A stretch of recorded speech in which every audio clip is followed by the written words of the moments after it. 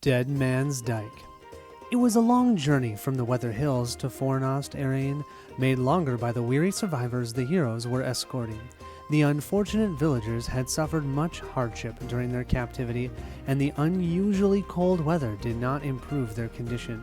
Soon they were all sick from their ordeal.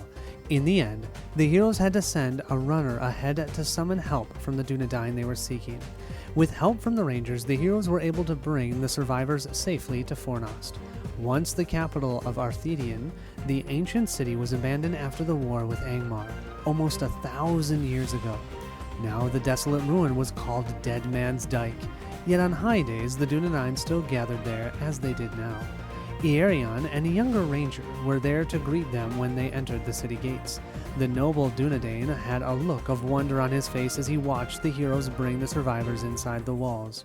"You have exceeded your oath in saving these people," he exclaimed. "On behalf of the Dunedain, I thank you, friends. Come join us at the council fire and tell us of your tale. My brother, Amathril, will take care of your charges."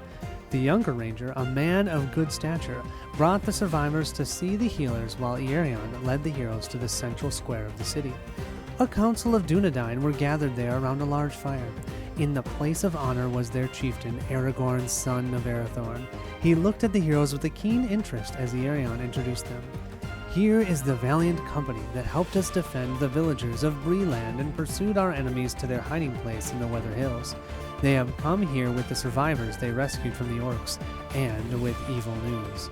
The heroes described for the rangers the details of their adventure: the burnt homesteads, the orc captives, the old border fort of Amon Thorn, and the grisly sacrifices. After the whole account had been made, there was a long silence before Aragorn finally spoke. "Your tale is full of woe," said the son of Arathorn. "We have not heard of such evils since the fall of ancient Angmar." "Indeed," replied Iarion. "Their tale bears the very trappings of Angmar. The king of that cursed land was a powerful sorcerer, and many stories such as theirs were heard in his day." "Aye," answered Aragorn, "but the armies of Angmar were defeated, and the Witch King fled to the north. That fell wraith now commands the fortress of Minas Morgul, and threatens Gondor with war. These foul deeds cannot be his doing." "And yet the crimes we hear of now are the same as were uncovered in this very city when it was recovered from Angmar many years ago," insisted Iarion. "If they are not the Nazgul's work, then perhaps one of his disciples has returned to take his place." As the Dunedain debated this question, the setting sun fell behind the hills of Evendim to the west, and the sky darkened above them. From another part of the city there came a shrill cry, and a moment later Amathril comes running towards the council. "Iarion, Iarion!" he shouted between breaths. "We are betrayed!"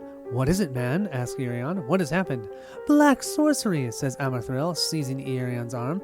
"One of the survivors, the old man, the old one called Thuradir, The younger ranger took a breath. "He's a wraith." "A wraith? How did you learn this?" asked Iarion with an astonished voice. "When I brought the survivors to see the healers, I saw the old man slip away. I thought that suspicious, so I followed him in secret," explained Amathril, speaking quickly. "He walked straight to the tombs, and there he cast aside his cloak. His face was drawn and withered like a corpse, but his eyes—" The young ranger blanched, and then continued. "I made no sound, yet he looked straight at me where I hid among the shadows, and I knew he could see me with those hollow eyes. Being discovered, I drew my sword to confront him, but he merely laughed. It was the most horrible sound I've ever heard. Then, from the open tomb behind him, I could see the spirits of the dead gathering around him. That is when I ran." Iarion was about to reply when the flames of the great fire suddenly burst into the air and then died, leaving the rangers in total darkness. All about them a chill fog gathered. From within the black mist they could hear scraping and rustling sounds as their eyes adjusted to the dark. They descried the horrid outline of many ghouls in rusted armor surrounding them. The dead faces glared at them with hollow eyes, and rotted hands raised ancient blades to attack. "To arms, Dunedain!" shouted Aragorn, drawing his blade. "The wraiths of Angmar are upon us!" Hello everyone, and welcome to the One Stop Co-op Shop. This is Colin, and today we are going to do Quest 3, Deadman's Dike from the Lost Realm Deluxe set. Yeah, we did the first two about 3 years ago, and if you can't tell, I've been kind of in that nostalgic mood. I've been loving Lord of the Rings, just finished the Hobbit series. If you want to check that out, I'll put it in the description below. But yeah, I just keep wanting to play. So that's what we're going to do. I am going to dual hand for this scenario. I feel like it gives the most realistic view of the game. You see a few more of the encounter cards, and also you can have some pretty fun synergies. So our first deck here, and this will be our first player deck, that's why we start with Aerion. This deck was designed by Terence. This is what we call a trap deck. It's a Saruman trap deck. So we have Damrod, we have Denethor, and we have Saruman. We have a total threat cost of 13 plus 8 plus 9, so we start at 30 total threat. And now this is the fun part. Let's look at Saruman. When a player card effect would reduce your threat by any amount, reduce that amount to 1. So even if we play a card that would reduce our threat by, let's say, 5, it would only do a maximum of 1. While playing an event with a printed doomed keyword, Saruman gains the printed text of, or the printed resource of all different types. Essentially, we can play any doomed cards in this deck using his resource as any type. After you play a card with the doomed keyword, you can ready Saruman. Pretty awesome. It's a great way to give him a little unexpected courage. But, of course, we have to deal with threat, which really makes sense for him. He's also a 3/4/2/4. Yeah, that attack is insane. We also have Denethor here. Denethor is a 1/1/3/3. He has set up add 2 resources to Denethor's resource pool, so he'll actually start with 3 resources instead of only 1. And then as an action, we can move 1 resource from Denethor's resource pool to another Gundor hero. And guess what? We've got a Gundor hero over here. This is Demrod. So Demrod is a 2/2/1/4. He is our trap guy. Reduce the cost of the first trap card you play each round by 1 to a minimum of 0. After a trap card you control is attached to an enemy, draw a card. Also awesome. Finally, because of the scenario that we're playing, we do have Aerion here, and since we are choosing this player to be first player, he is an XXX with 4 health. X is the number of quest cards in play. There's going to be 1 quest card in play, so I have 1, and that's just going to denote what all of these are. He has the first player gains control of Aerion. After a side quest is revealed from the encounter deck, we can actually ready him, which is awesome. And if he leaves play, we lose the game. Let's then go ahead and draw our top 6 cards and see if we want a mulligan. We drew a word of command. We can exhaust an Istari character you control to search your deck for 1 card and add it to your hand. We have an Aaron Rider, great for helping with resources. We have Saruman's Staff. Exhaust Saruman's Staff to choose 1. Reduce the X value of the next Doom X event by 2, or search the top 5 cards of your deck for a doomed event card and put it into your hand. We have Steward of Gundor, that's perfect for Denethor. We have Ranger Spikes. Play Ranger Spikes into the staging area. If unattached, attach Ranger Spikes to the next eligible enemy that enters the staging area. We do not have to make engagement checks, and the attached enemy gets -2 total threat. And we have a Master of the Forge. Exhaust Master of the Forge to search the top 5 cards of your deck for any attachment and add it to your hand. Then shuffle your deck. Oh yeah, that's actually a really nice starting hand, so let's keep that. On this side, we're going to play a Grey Wanderer deck. I've done this once before, but I absolutely love this contract. It's so cool. I saw a version of this deck. They called it the Marvel Champions deck. I made a few adjustments to try and make it work for this scenario. But what's really fun is you're going to be using cards in your hand to play other ones, kind of similar to how Marvel Champions works, because we're using Aristor. So I thought this would be fun. For this contract, you cannot choose more than 1 starting hero. So we have Aristor. That means we start at only 10 threat. We have a 2/2/2/4. During his ability for Aristor, draw 3 additional cards at the beginning of the resource phase. And then at the end of the round, discard all cards in your hand. So we're going to be funneling through our deck really fast, which for this scenario, you might think, why the heck are you doing that, Colin? If you know anything about this scenario, if our deck is ever empty, we lose the game. So I've got to make sure that I grab those Wills of the West. I have 3 of them in there, and hopefully we won't lose. But there's nothing like milling your deck, right? We have here, search your deck for an attachment with a printed cost of 1 and put it into play. So I've chosen To the Sea, To the Sea. Exhaust this card, and then we can discard X cards from our hand to reduce the cost of the next Noldor ally you play this phase by X to a minimum of 1. And I think that's going to be awesome. That's how we essentially do the Marvel Champions thing, making resources our cards in our hand. Now, someone suggested in my last playthrough to put all of my attachments above, since I don't really need to read the text because we know what these cards do. And I love this idea. So I'll have them kind of go up this way. That way we can see it and it doesn't get so overwhelming. Let's now draw our initial 6 cards. We have Sailor of the Loon. While the top card of your discard pile is an event, it gets +1 willpower and cannot be damaged while committed to the quest. We have Linder. After Linder enters play, if you have less than 3 cards in your hand, draw until you have 3. We have the Guardian of Rivendell. Oh, I might need that out kind of quickly. An additional cost to play that is you have to discard 2 cards from your hand. It shouldn't be a problem. We have a Test of Will. We have a Resourceful. And we have a Rivendell Minstrel. After you play the Rivendell Minstrel from your hand, search your deck for 1 song card and add it to your hand. Then shuffle your deck. Beautiful. I think, especially because we're going to draw 4 more cards during the resource phase, I think we'll keep this. Let's check the B side of our contract.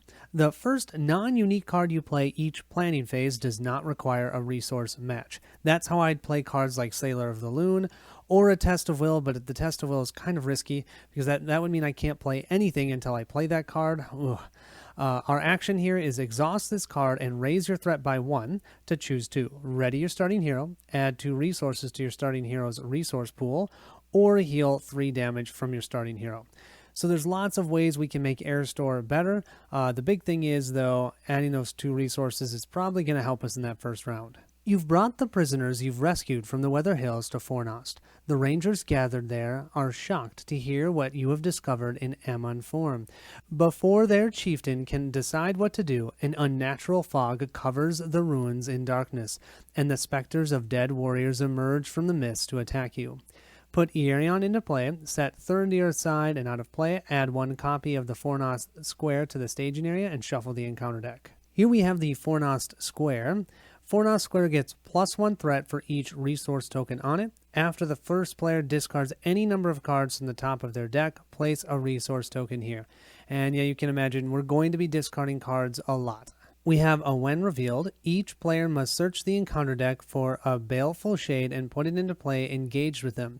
Shuffle the encounter deck and reveal 1 encounter card per player. And you can see here at the end of the refresh phase, each player discards the top card of his deck. So you can see we're going to be discarding a card for sure at the end of each refresh phase. If a player has no cards in their deck, they are eliminated from the game. The Baleful Shades are nothing to scoff at either. They're a 2/2/1/5. That 5 health is brutal. When the Baleful Shade attacks, the defending player discards the top card of their deck, so the first player will then be adding a resource token on the Fornost Square. See how that works? If the discarded card is an ally, the Baleful Shade gets +2 for this attack, so normally only attacking for 2 would actually be attacking for 4. So we're each going to be engaged already with one of these, and we have to reveal 2 encounter cards. Our first card will be the Norbury Tombs. While Norbury Tombs is the active location, it gains when Norbury Tombs is explored, each player shuffles the top 5 cards of their discard pile back into their deck. Travel. Return the topmost enemy in the encounter discard pile to the staging area. Boy, that's a fun one. So that's also out in the staging area. And then we have, oh yeah, some sorcery. Doomed 2. Well, that's going to hit both of our threats. The Air Store deck will go to 12, and that means the Saruman deck will go to 32. When revealed, each player discards each ally they control that has the same title as a card in their discard pile. Oh, that's going to be bad. Yeah, I'm not sure how I'm going to do on this. Right now, though, we have nothing in our discard pile, so that misses. But the Doom 2 certainly didn't miss. We'll now move to that resource phase. We'll draw 1 card for the Saruman deck. Oh, we have another Ranger Spikes in our hand. And for the Air Store deck, we're going to draw 4 more cards. Isn't that insane? We have another Resourceful. We have Will of the West, our first one. We have the Galadriel Weaver. That's our 3rd. And our 4th card, we have Timely Aid.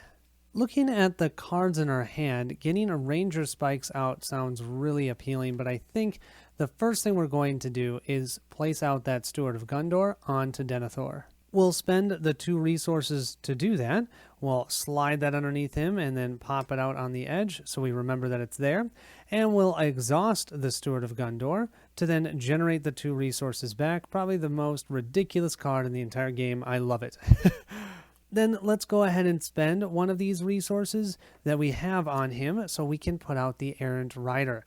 The Errant Rider is going to allow us to give Aristor another resource, which is kind of what I wanted to do.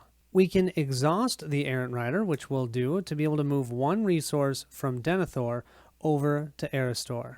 Then let's use Damrod's ability to reduce the cost of the Ranger Spikes, and we're going to place this out into the staging area. If unattached, attach the Ranger Spikes to the next eligible enemy that enters the staging area. Players do not make engagement checks against the enemy, and the attached enemy gets -2 threat. Yeah, I like that a lot. And we're only going to have to spend 1 resource for that. Then we're going to spend the final 2 here. I'm just playing all my cards, but I feel like it's a good idea. We're going to get out the Saruman's Staff. Now we can exhaust this to choose 1. Reduce the X value of the next Doom X event you play this phase by 2, or search the top 5 cards of your deck. So I think that's probably what I'm going to do. I'm going to look for a doomed card. We'll exhaust that staff, and let's look at the top 5 cards. 1, 2, 3, 4, 5, and see what they are. Looking here, we've got Horns, Horns, Horns, which has a doomed 2. We have doomed 2 for Deep Knowledge. I'm thinking the Horns, Horns, Horns, because drawing cards, although that'll help us, is not going to help the Aristor deck very much. Looking at our ridiculously large first hand here, I think the first card we're going to play, remember we don't need to have a resource match on this, is Timely Aid. We're going to reduce the cost because we have a Secrecy 3 and our threat is below 20. So we can reduce the cost of this by 3, spending only 1 of the 2 Aristor resources to reveal the top 5 cards of our deck, to put 1 revealed ally into play if able, and shuffle all the other revealed cards back into our deck. We have our top 5 cards here. Let's take a look at them. Well, looking here, we only have 2 allies we can even choose from. I think it makes total sense. Gilder and Glorian is coming out in play.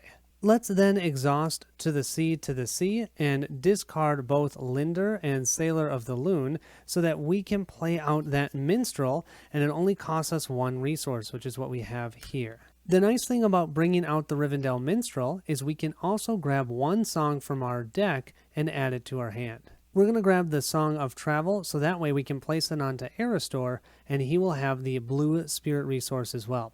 Unfortunately, we're out of resources though, so this is going to stink. I'm going to have to exhaust my Grey Wanderer, increase my threat to 13, but you know what that means? That means that we don't get 2 benefits from this, we're only going to get 1. We're going to get the simple benefit of generating 2 more resources.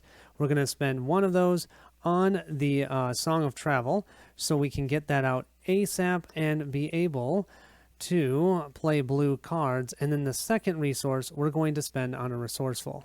Resourceful has Secrecy 3, so that means as long as we have 20 threat or under, we only have to spend 1 resource instead of 4.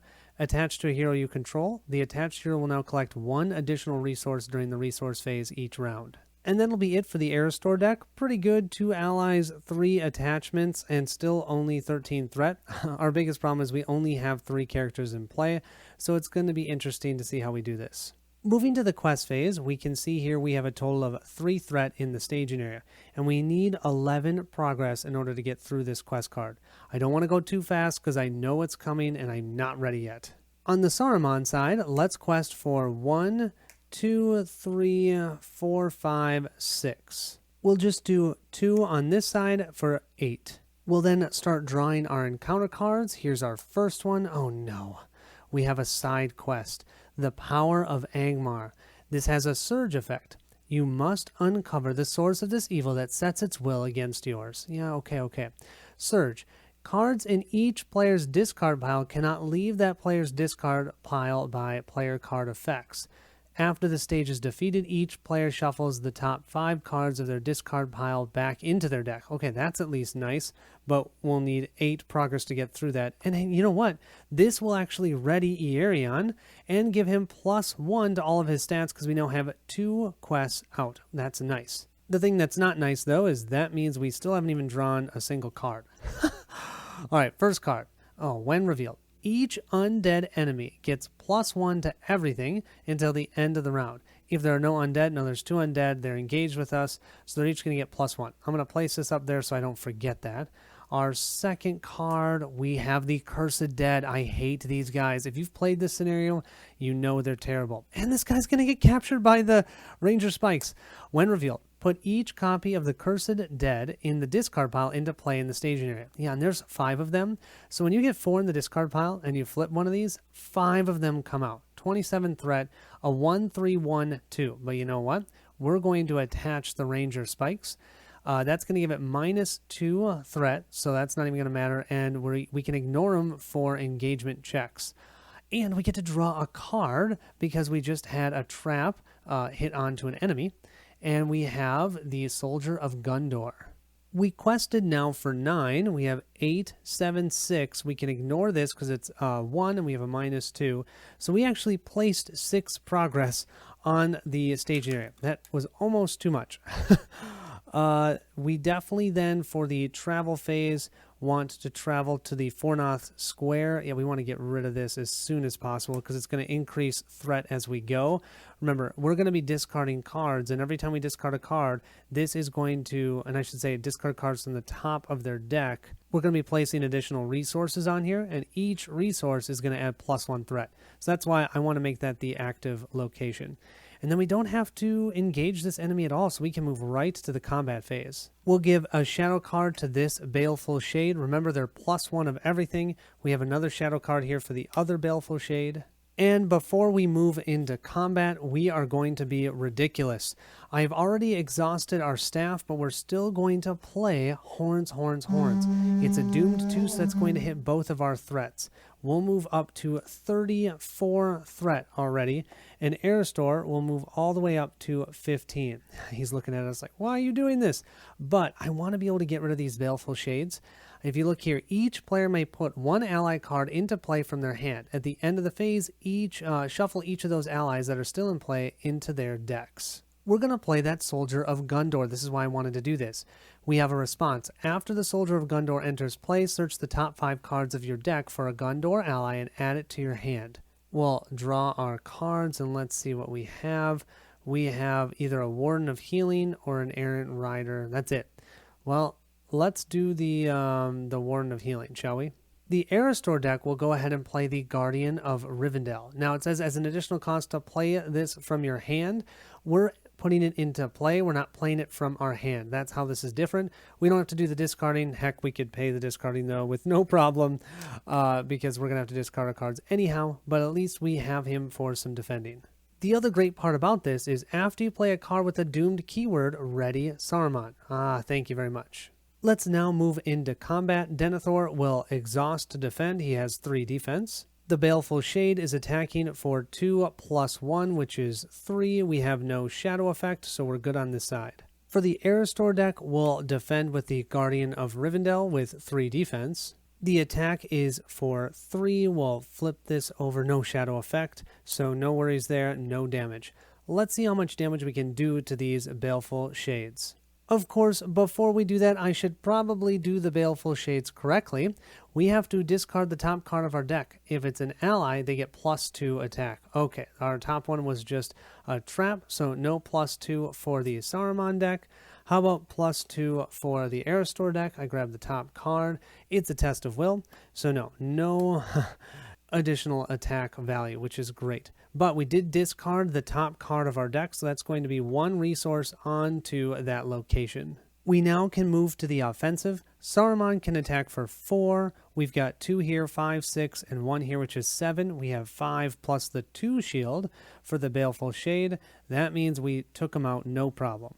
We're not as lucky on this side. We have 2 attack from Gildor and 2 from Aristor. That's a total of 4, but he has 2 armor, so that means we'll only deal this Baleful Shade 2 damage. We'll then move to the refresh phase. Our Saruman deck will move to 35 threat. Our Aristor deck will move all the way up to 16. Holy moly. The Aristor deck will also discard all 4 of these cards. Who needs them anyways? We then each have to discard 1 card from the top of our deck, and that's going to place another resource onto the Fornost square. I need to get through that. It has 4 progress that we need. So we're going to discard Imladris Caregiver, and we're going to discard the Saruman Staff. That isn't bad. We'll then move Iarion over to the Aristor deck, which is great because we're going to need that additional firepower. We're going to draw 1 card from this deck, so we have another Errant Rider. And on this side, we will draw 4 cards. We have the Egregian Survivor. We have another Timely Aid. Oh, that's awesome. We have Darian's Ruins. And we have the Lord of Eladar.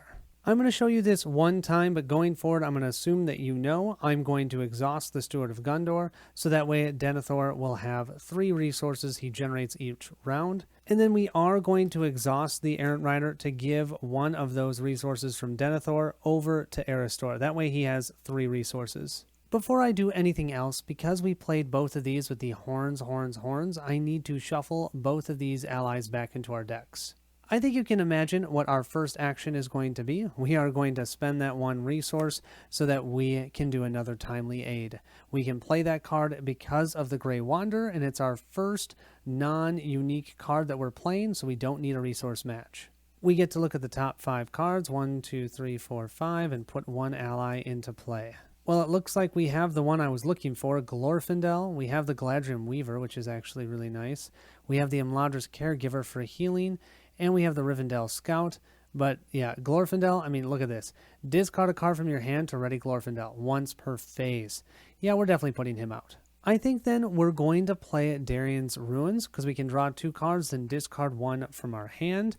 That costs us nothing. So we have Arwen that we can put into our hand. And we have Gildor and Glorian. Well, Gildor, we already have Gildor out. Well, but you know what we're going to discard? We're going to discard the Lords of the Eldar. We can play that card from our discard pile. Now, we can't right now because of the power of Agmar. But once we get rid of that, hopefully we do, we'll be able to actually play that from our discard pile, which would be awesome. The final thing we'll do is use Aristor here, spending the last 2 resources so we can play Arwen and put her out on the table. When she exhausts, she can give a character +1 defense and Sentinel for the rest of the round. On the Saruman side, let's use Denethor, and we'll use his action, move 1 resource from Denethor's resource pool to another Gondor's Heroes resource pool, and we're going to give that to Damrud. Then we'll be able to place out those Ranger Spikes again in the staging area, and that only costs us 1. And then we'll spend the other 2 resources to get out the Master of the Forge, so we can start trying to find some of our good attachments, aka traps. Finally, just in case we need a meat shield, let's also put out the other Errant Rider that we have in our hand, spending that resource. Let's then exhaust that Master of the Forge, and we'll look at the top 5 cards of our deck for an attachment and put it into our hand. We have the Armored Destrier, which actually would be pretty nice. We have the Forest Snare, and that's it. So I think I'm going to go for the Armored Destrier this time. We only have 2 threat in the staging area and some Ranger Spikes, which is nice. I am going to make this our active location, or active quest, I should say. So I'm hoping to get through that. We need 8 plus 4. I don't think that's going to happen in 1 round. But I'm going to make this the active quest. That way we can hopefully get some cards back from our discard pile, and we can actually use that Lords of the Eldar card. For questing on this side, we'll send Iarion for 2. We'll send the Rivendell Minstrel for 4. We have Aristor for 6. We'll send Arwen for 7, 8. We'll give that +1 defense and Sentinel to Gildor. And let's do 3 more, 9, 10, 11 with Gildor and Glorian as well. We're then going to discard Gildor and Glorian from our hand so we can ready a Glorfindel.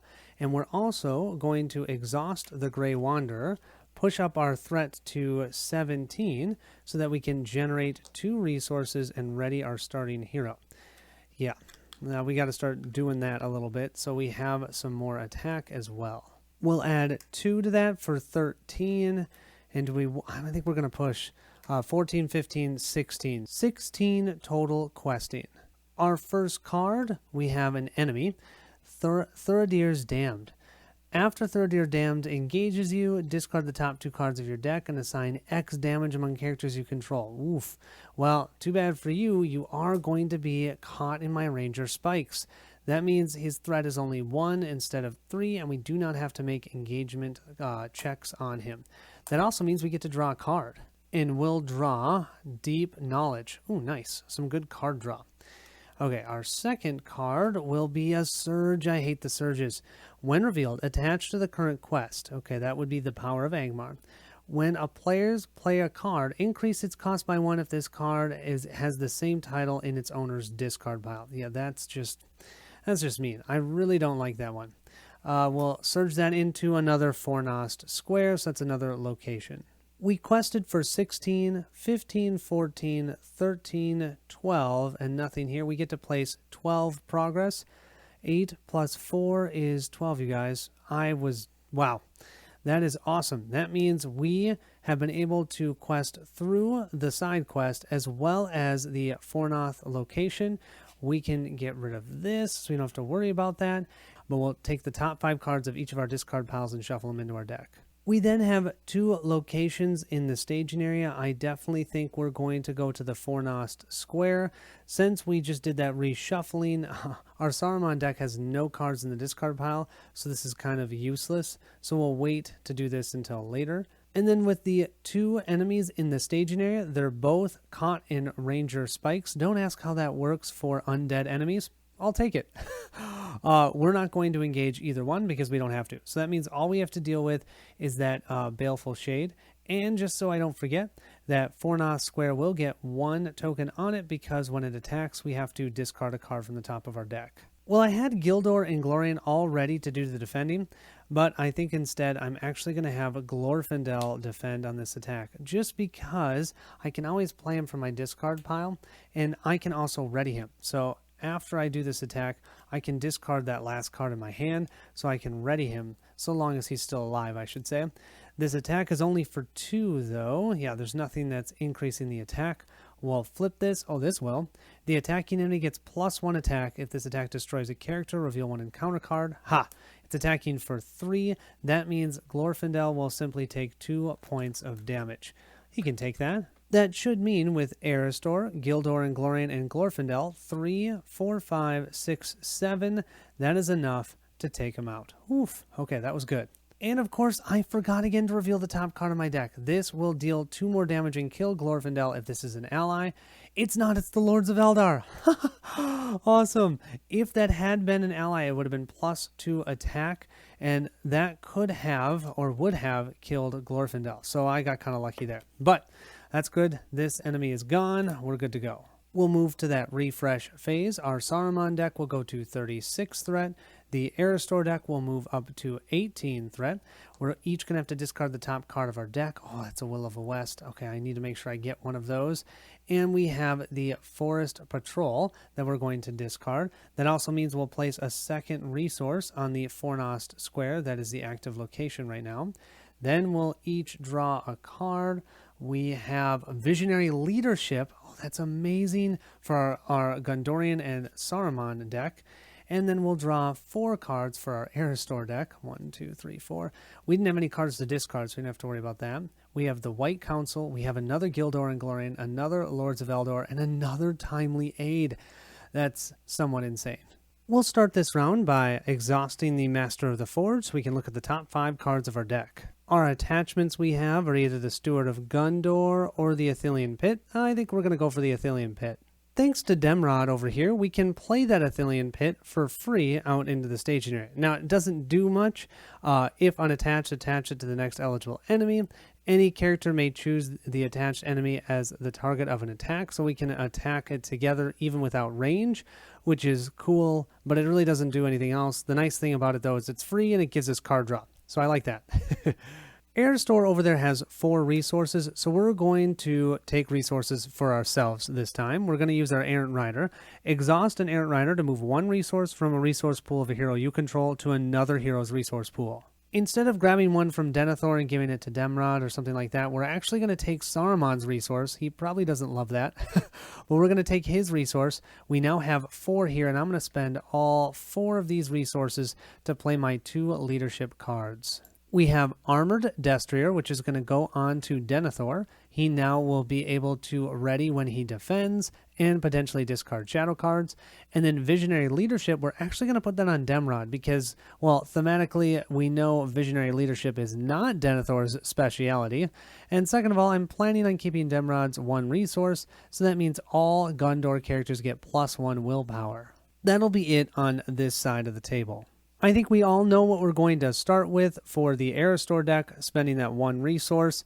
Let's Timely Aid while we can. We're at 18 threat, so soon that's going to cost us 4 resources. Let's grab our top 5 cards, 1, 2, 3, 4, 5, and we have, for our allies, we have just one, Geldor of the Havens. I think, what do you guys think? Should we play that one? Yeah. We'll play him for free. He has a response. After 1 or more cards are discarded from your hand, draw 1 card, limit once per round. I think then we're ready to quest. I actually don't think I'm going to do anything else right now. We have a total threat in the staging area of 2 + 1, which is 3. Remember, this Cursed Dead we can ignore. 3 total threat. And we only have, we already have 6 total progress on our quest card. I don't think I'm ready to go to the next round, so I'm going to be a little bit conservative. For the Saruman deck, we'll quest for 3, remember, because of Visionary Leadership. 4, 5, 6, 7, 8, 9, and we'll place this on Gildor and Glorian. 10, 11, 12, 13, 14. I don't feel like I'm being very conservative, but it is what it is. We'll discard, what am I saying? We're going to discard the Lords of the Eldar from our hand to ready Glorfindel.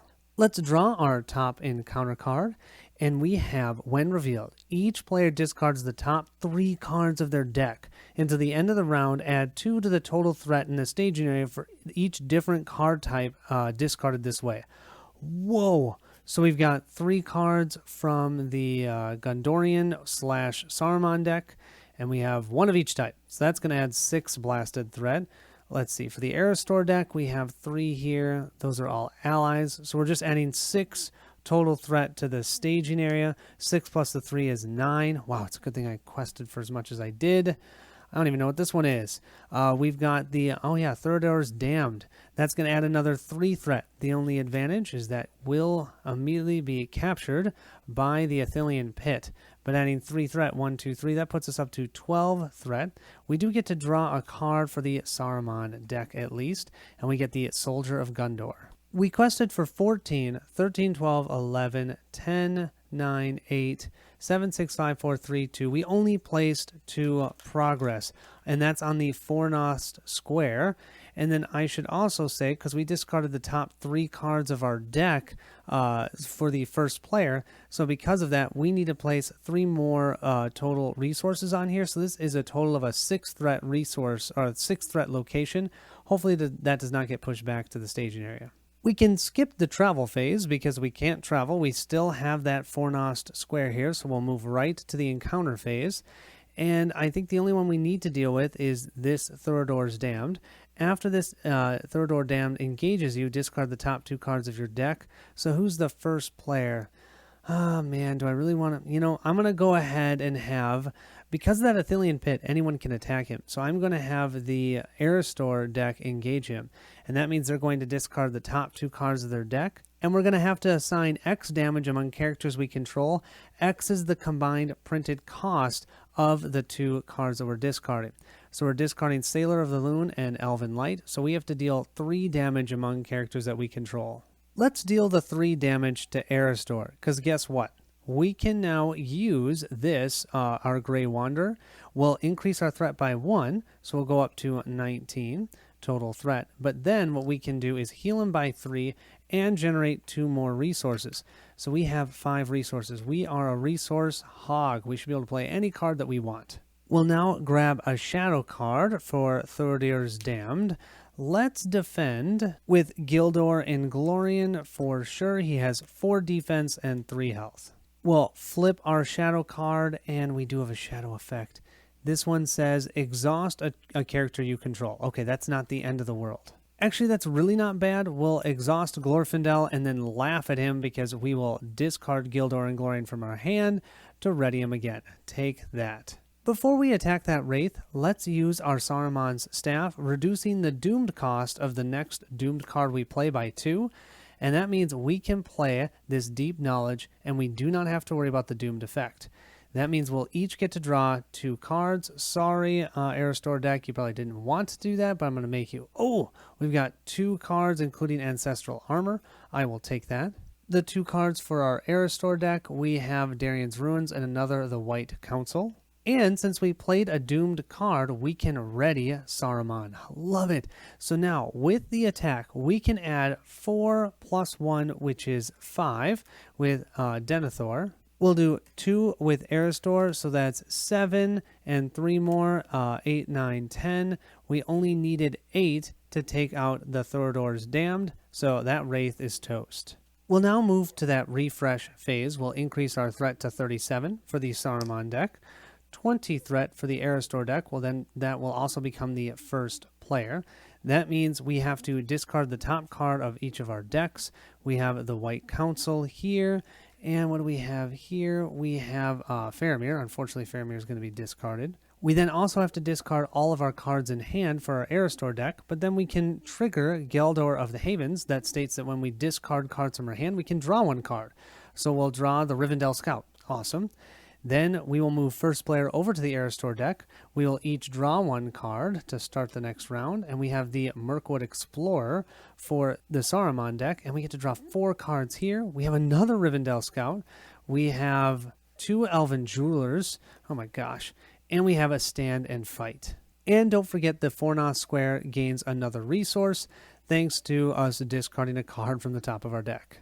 Well, the Aristor deck got a little bit lucky. That Rivendell Scout, this is the last time we could really play this to get the free benefit of this card. It's a 1102, but Secrecy 2, we are at exactly 20 threat, so we can play this for free. And remember, our first card that we play that is not a unique card, we don't need to match the resource type. We'll then go ahead and discard 2 cards from our hand so we can put the Elven Jeweler into play from your hand under your control. We'll discard both of these cards. For the Saruman deck, we'll then use our Master of the Forge yet again, looking for one of those attachments. We found another Athelian Pit. Yeah, let's go ahead and grab that, and then we don't have to even pay anything. We'll just throw that right into the staging area.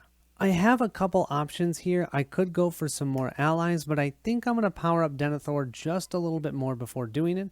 So I'm going to spend a resource, or I should say spend my Errant Rider to move a resource from Saruman over to Denethor, and then use all 4 of those beautiful resources so I can put out the Ancestral Armor on him.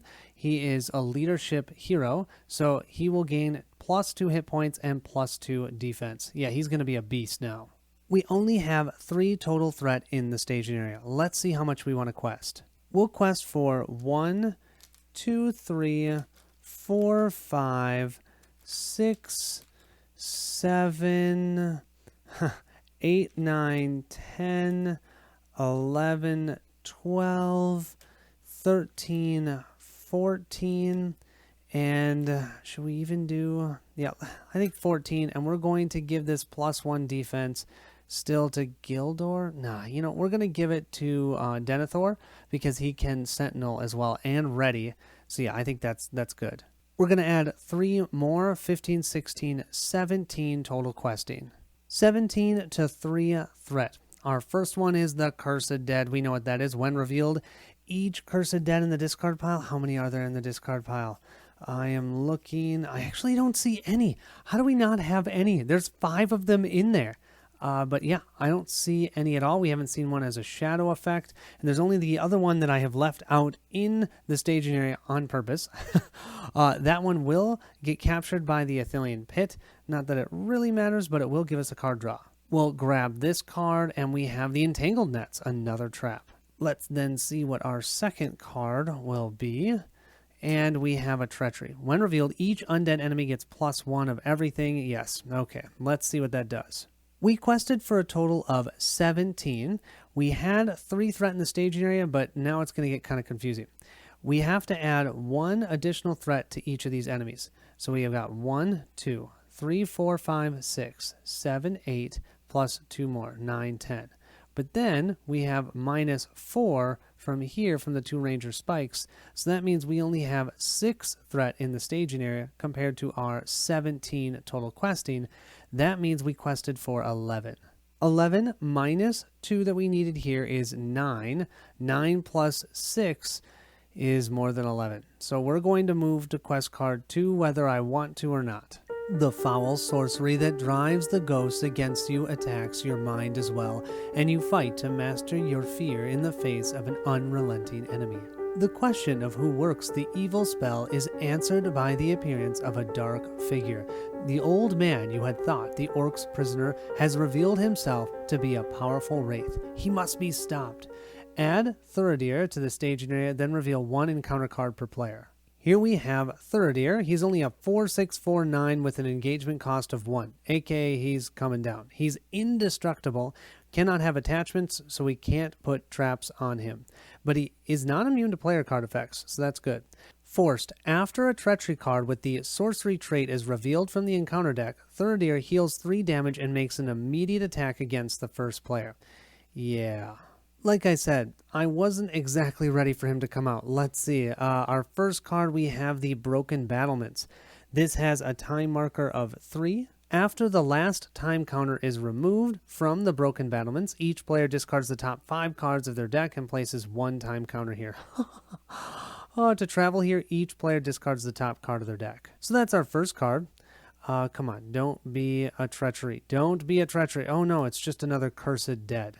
We need a total of 13 progress to complete this quest card. You can see here, Forced. After Thuridir attacks and destroys a character, the character's controller must either discard the top 3 cards of their deck or return Thuridir to the staging area. If a player has no cards in their deck, they are eliminated from the game. The players cannot defeat this stage while Thuridir has any hit points remaining. He is indestructible, so we can't even defeat him. He will attack us even with total damage on him. As long as we can deal him 9 damage and get 13 progress on here, we have won the game. Let's now move to that travel phase. We're definitely going to travel to the Broken Battlements. We want to get rid of this before that time goes off, discarding 5 cards. That does mean we each have to discard the top cards of our deck. So we have a Sailor of the Loon and Horns, Horns, Horns. We have a total of 3 enemies we need to deal with. We have 2 out in the staging area. I'm just going to leave them, the one with Ranger spikes. Somehow those wraiths are stuck on those spikes, and I love it. We're going to have the Noldor deck engage Thuridir because, well, I just feel like they have the most chance of being able to do a big, powerful attack. Because we have the Lords of the Eldar, we can power up all of the Noldor characters and hit them for a hard attack, which is what I'm thinking. That means the Gondorian deck will grab one of the Cursed Dead. Let's grab, I don't think it really matters, we'll grab this one, and then that means this Curse of the Dead is going to go to the Noldor deck as well. And of course, I am totally wrong. The Aristor deck has a total of 20 threat. That means this has to go to the Saruman deck. We'll then grab our shadow cards, 1 here and 2 here. Thuridir will attack first the Noldor deck, and I do think Denethor will Sentinel defend. And I was really hoping the Noldor deck would have 2 enemies because we could use Armored Destrier to discard one of those shadow cards. It's not going to happen. We can still use the Armored Destrier to ready ourselves after we declare ourselves as the defender, but unfortunately we're not going to be able to get rid of any of the shadow cards. We'll exhaust Denethor. He has 3 normal defense plus the 3 thanks to Arwen. That means this is a 6/6 because we got 6 attack and 6 defense. We'll flip this over. He has a Sorcery Treachery. After a treachery card with the sorcery trait is revealed from the encounter deck. Nope, this is a shadow card, so no problems there. We blocked that attack. We'll then be able to ready Denethor because of that Armored Destrier. I'll exhaust the Destrier to do that. Then we will exhaust Denethor to defend against one of these Cursed Dead, and we'll see no shadow effect. Oh, we got rid of one of these terrible side quests. That's awesome. And then I think I'm going to use this Aaron Rider as a defender against the final Cursed Dead. He's attacking for 3, no shadow effect. So that does mean, though, the Aaron Rider is toast. Now it's time to fight back. We are going to discard Stand and Fight so we can ready Glorfindel. We're then going to play a card from our discard pile. We're going to play the Lords of the Eldar. Lords of the Eldar can only be played from your discard pile. Place Lords of the Elder on the bottom of your deck from your discard pile. Then until the end of the phase, all Noldor, and I shouldn't say phase, end of the round, all Noldor characters get +1 to everything. We're also going to bump up our threat to 21 so that we can then generate 2 more resources to get 2 out of those 3 resources back we just used and ready Aristor. So now Aristor will attack for 3. So we have 3 attack for Aristor, we have 3 attack for Gildor, that's 3, 6, and we have 4 attack from Glorfindel, that's 10. Now that's great and all, 10 minus the 4 means we're dealing him 6 damage. However, he's likely going to heal some of it because of his ability, but just in case he doesn't and we can quest hard next time, we might be able to sneak in a win before he heals too much. On the Saruman side, we'll use Saruman simply to attack for 4, and he'll take out one of those cursed dead. And I do technically have a way to ready Saruman by playing Horns, Horns, Horns, and then I could use Saruman to take out this final cursed dead, but I don't think it's worth it. I think I'm just going to deal with him for the next round, and I'm going to call it for the end of the round. Let's go ahead and do the refresh phase. Don't forget that the active location will tick down 1 time marker down to 2. If we get down to 0 on that, we will have to discard the top 5 cards of our deck. We're each going to have to discard the top card of our deck. So we have Darien's Ruins here for the Aristor deck. And what do we have here? We have the, oh, I love this Ranger. This Ranger is awesome with those traps, but we're going to have to discard them. We'll then increase threats. We'll go to 22 for the Aristor deck. We'll go to 38 for the Saruman deck. The Aristor deck has no cards in hand, so he doesn't have to worry about that. He will, oh, he didn't discard any cards, so he can't do that. But he'll just draw 4 cards. We've got another Elven Jeweler. We've got a Will of the West, a Test of Will, and an Elven Light. And then for the Saruman deck, we'll draw 1 card. We have another Entangled Nets. Our Saruman deck will be the first player deck. We'll exhaust Master of the Forge to draw the top 5 cards and pick out an attachment. And we have my absolute favorite attachment, the Ranger Spikes. We're definitely going to grab that one. We'll then use Saruman's single resource to be able to place that Ranger Spikes out into play in the staging area. We'll then use 2 resources from Denethor so that we can play the Soldier of Gondor. And that means we can look at the top 5 cards of our deck to find a Gondorian ally and put it into our hands. 1, 2, 3, 4, 5. Here's our 5. And we have absolutely none, so that totally whiffed. The next card we're going to play is the Mirkwood Explorer. After Mirkwood Explorer quests successfully, place 1 progress on it, and then we can spend an action to exhaust the Mirkwood Explorer to move all progress from this to a location in play. Kind of nice. We're going to spend all 3 from Demrod to do that, and then we're going to move this resource with Denethor's ability over to Demrod, so we still have Visionary Leadership active. Love it. The first card we're going to play this round is the Lords of the Eldar card from our discard pile. We have 1 other one there. That's going to give all of our Noldor characters +1 to everything for this entire round. We'll put this on the bottom of our deck. We're then going to spend another resource so we can grab this Elven Light from our discard pile into our hand. When we do that, we get to draw a card. So we will draw the Rivendell Minstrel. We'll then discard the 2 Elven Lights that we have in our hand into the discard pile so that we can play for free the Elven Jeweler that's in our hand. Then we'll spend 1 resource here so we can put that Elven Light back into our hand, and we'll draw another card. And we have the Protector of Lorien. Okay, we're then going to spend 1 resource on that, and we're going to put this on to Denethor. It says attached to a hero. Discard a card from your hand to give the attached hero +1 or +1 until the end of the phase. Limit 3 times per phase. And it can be any hero. So we're definitely going to put that on to Denethor because he's likely going to be the one defending against Thuridir. The final action we're going to take before we start questing is we're going to play the Will of the West. Choose a player, shuffle that player's discard pile into their deck, and we're going to remove this card from the game. So we're spending 1 resource. We still have 1 left for the Test of Will that we have in our hand, just in case, and we're going to take this entire discard pile and shuffle it into our deck. We currently only have 3 threat in the staging area, 2 from this card, 1 from this card. But in order for us to quest successfully and get all of the quest points done and still try and take Thurindir out, we need 19 progress to be placed here. I don't know if that's going to happen. But remember, all of our Noldor characters are at +1 for willpower, so maybe? On the Saruman side, we're questing for 3 plus 3, that's 6, plus 1, which is 7, plus 2 more is 8, 9. Do we stretch it?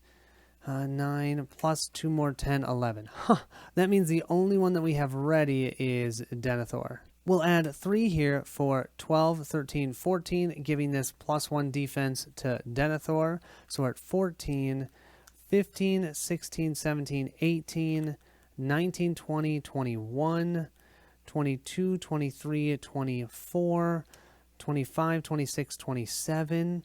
And then I'll be able to ready him. I can attack with him. Okay, 27. I feel like that's pretty good, actually. 27 to 3. Do we want... No, 27 to 3. We'll leave it as is. Let's draw those encounter cards, and we have the Baleful Shade. That will get captured by the Ranger Spikes. And that total threat is 2, so it's actually nullified to 0. And we get to draw a card. Let's see what we get. We gained Anborn. Awesome. Our second card then will be a Doomed 2, and it's a sorcery, which means Thurindir is going to heal by 3. We have to hit our threat each by 2, so we're at 24 for the Aristor deck, and we are at 40 for the Saruman deck. 10 away and we lose. When revealed, each player must either discard 1 card from the top of their deck for each questing character he controls, or remove each character he controls from the quest. Nope. No. We do have a test of will for that, so we can cancel at least that effect. I have 1 resource left. But I still believe Thurindir will heal by 3, so now he only has 3 damage, and he'll make an immediate attack against the first player, which is the Denethor and Saruman deck. We'll exhaust Denethor to defend this attack, and then we'll use Armored Destrier to ready him. Remember, we do have the Protector of Lorien, though, so we can always, as an action, after we see whatever that shadow card is, we can discard up to 3 cards to increase his defense by that amount. We'll grab a shadow card, and let's see what it is. Oh, it does have an effect. Defending player discards the top card of their deck. Attacking enemy gets plus attack, where X is the discarded card's printed cost. Okay, here's the top card, and we have 2. Okay, so I will take 2 damage because he's attacking for 6. We have 6 defense. I don't think I'm going to use the Protector of Lorien because it's only good for that phase, and so I'd have to discard... Well, you know what? I can discard more cards during the... Yeah. Let's do it. We'll discard Word of Command and the Warden of Healing to increase our defense by 2 from our hand, and that means our defense is a total of 8. Bring it! 8, and we'll block that total attack from Thurindir. I do want to show you that Thurindir's damage was reduced by 3. He went from 6 to 3 thanks to his blasted effect. We quested for 27. 26, 25, this is nulled out here, 24, we quested for 24, this might actually work. Having 24 successful quest points means 6 plus 13, we have the 19 we need. We now have enough progress on here to win the game, we just need to deal a total of 9 damage to Thurindir. The 3 enemies that we have in the staging area during the encounter phase, we can totally ignore because we have those Ranger Spikes, best traps ever. During the combat phase, each of our enemies here will gain 1 of these shadow cards. We'll start off, or we have to start off with the Cursed Dead. I'll exhaust that Errant Rider. It's going to be attacked for a total of 3. Let's look at that shadow card. No shadow effect, so the Errant Rider is toast. We'll then use Denethor to defend against Thurindir. He has his 6 defense. We'll flip this shadow card over. We do have an effect. The attacking enemy gets +1, +2 instead if there's a copy of the defending character in its discard pile. Nope, Denethor is unique. We don't have that in our discard pile. So it's just +1. We can discard 1 card from our hand. Let's go ahead and discard this Entangled Nets because of that Protector of Lorien, and that means we take no damage. Take that, Thurindir! Okay, now all we need to do is take him out. First thing we'll do is we will exhaust our contract and we can ready our hero, and let's have him generate 2 resources. I don't know what I'm going to do with those. Now let's see, how much attack do we have on this side of the table? We also can discard the Elven Light card so we can ready a Glorfindel. Our total attack over here is 2, 4, 5, 6, 7, 8, 9, 10, 11, 12, 13, 14, 15, 16. 16 minus 4 is 12. That's going to be enough to take out Thurndir. Okay, that was actually unexpected to have that work, but that Noldor deck is awesome. Not to mention, I absolutely love traps and how they work. I am hopeful that as they do the A Long Extended Party, they may expand more on traps. I think traps are so much fun. Okay, let's read the rest of our scenario. The Rangers were unprepared for an attack, and they were nearly overmastered by the sudden onslaught of Thuridir and his ghouls. But the heroes who stood with them rallied the Dunedain to victory with their unyielding courage. Even so, it was a frightful battle. Swords were not the enemy's only weapon, and the fear of them nearly drove the heroes mad. Yet, as the dawn drew closer, the sorcerer's spells began to fade and the Rangers gained the upper hand.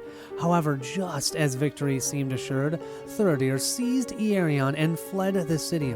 The brave Ranger was holding 2 enemies at bay when the sorcerer struck him over the head with a resounding blow. Then Thuridir ordered 2 of his minions to retreat with the body. From behind a press of ghastly warriors, the heroes saw Amathril give chase, but they were unable to aid him because of the enemies that barred their way. As the first light of sun broke through the clouds, the heroes struck down the last of their unnatural foes and ran after Amathril. They found him at the dead man's gate. His eyes glazed in a stupor. He still wielded his sword and struck at the air around him, but there was no ghouls left to fight.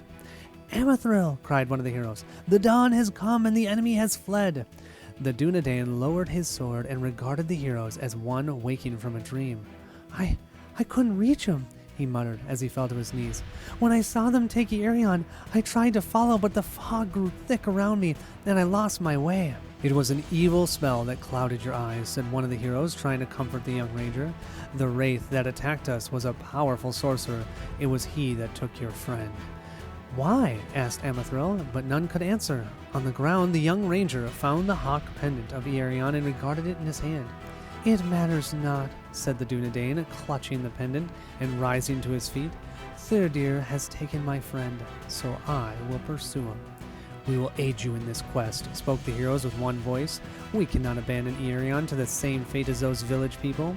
"Then let us depart swiftly," said Amathril, sheathing his weapon. "We may still rescue him if we move quickly." To be continued, the Wastes of Eriador, another really hard scenario. I hope you guys enjoyed this. Thanks so much for watching. As always, I love playing Lord of the Rings.